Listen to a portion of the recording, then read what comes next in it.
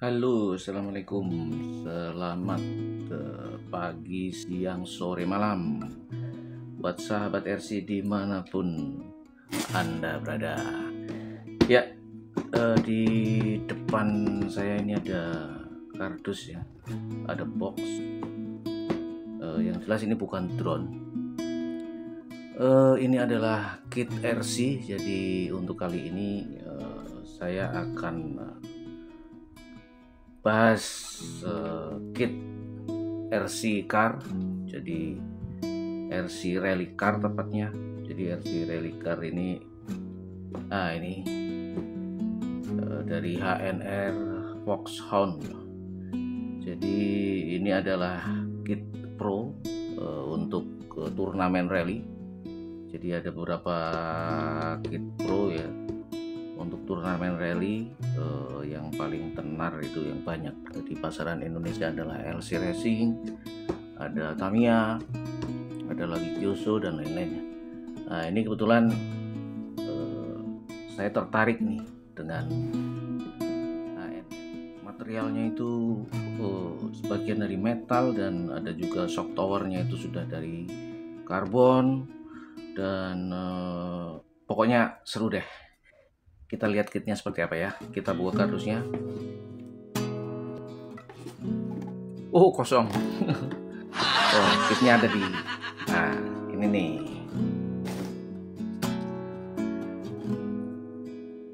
Nah, ini kitnya. Di box itu sudah dirakit seperti ini, meskipun ini kit ya. Ini bukan RTR, ini kit. Jadi tanpa elektronik. Harganya kisaran 3 jutaan. Cukup relatif cukup murah ya dibanding kit pro lainnya. Dan apa spesialnya dari kit ini dibanding kit pro lainnya, kita lihat. Oke, nah langsung kelihatan ya spesialnya di kit ini kalau kita banding dengan kit-kit yang lainnya. Nah ya, ada center diferensial. Kit 1/10 pada umumnya itu tanpa center diferensial, dia hanya diferensial depan dan di belakang saja,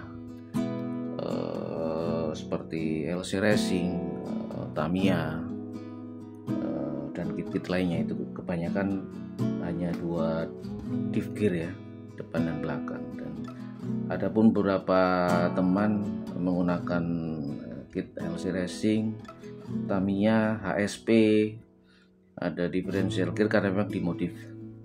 Apa fungsinya differential gear? Apa fungsinya center differential gear atau diff gear tengah?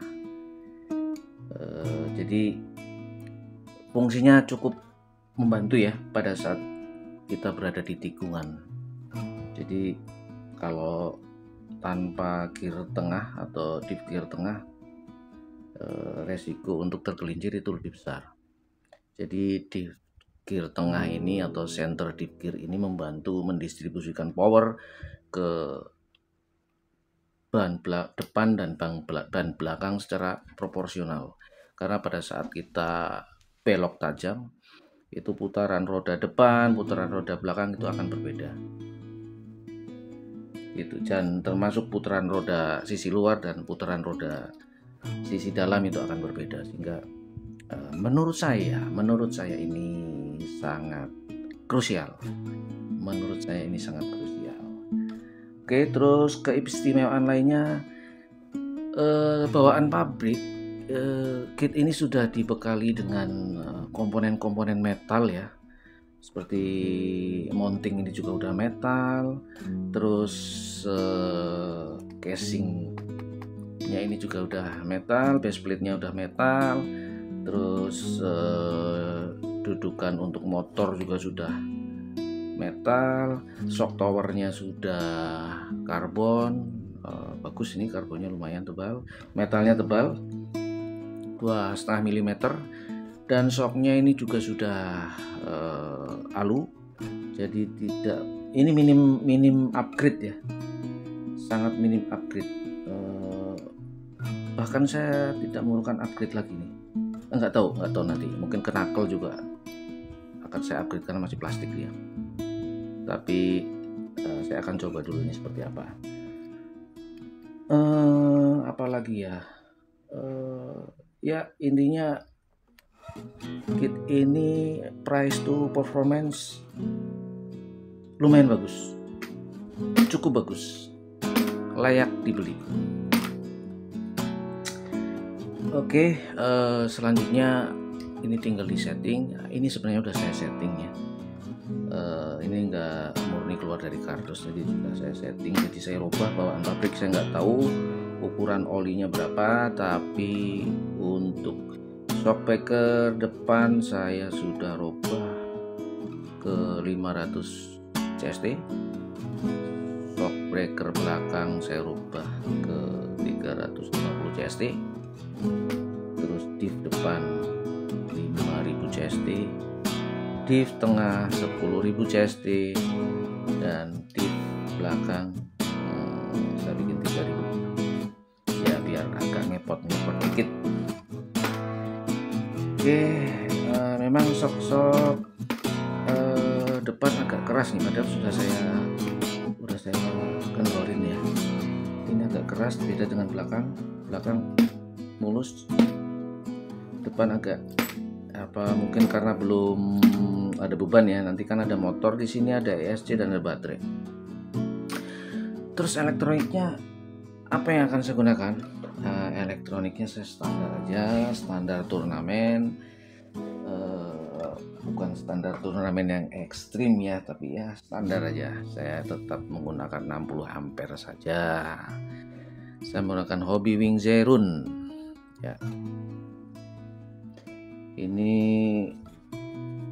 lumayan ekonomis tapi sudah layak untuk turnamen. Jadi saya menggunakan motor 10,5 T.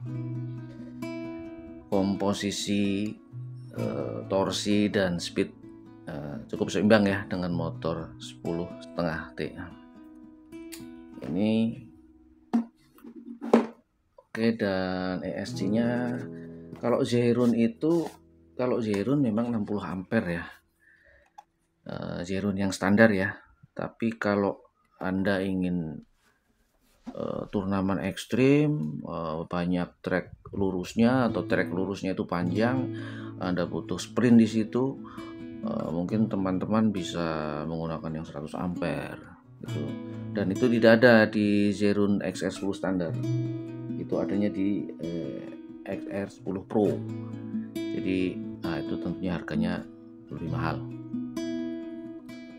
Oke, ini terus servonya menggunakan standar aja sejuta umat, tapi performance-nya tidak diragukan lagi. Power HD R12. Oke. Berapa? Ini ya. Jadi servo ini lumayan mumpuni, jadi sudah brushless dan torsinya 12 kg, mumpuni, cukup lumayan. Dan speed mekaniknya itu 0,06 second, cukup kencang.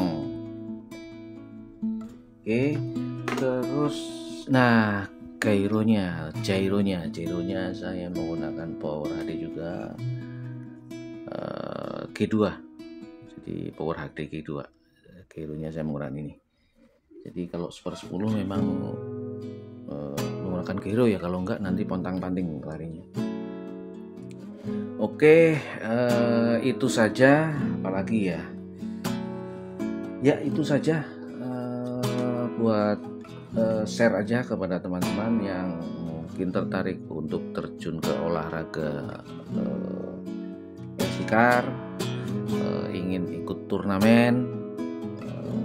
Ini adalah pilihan yang masuk akal ya, harganya oke, dan kualitasnya juga sangat oke sekali.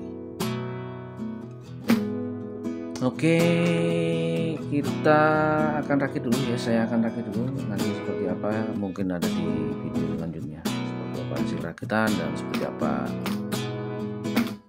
hasil di lapangan.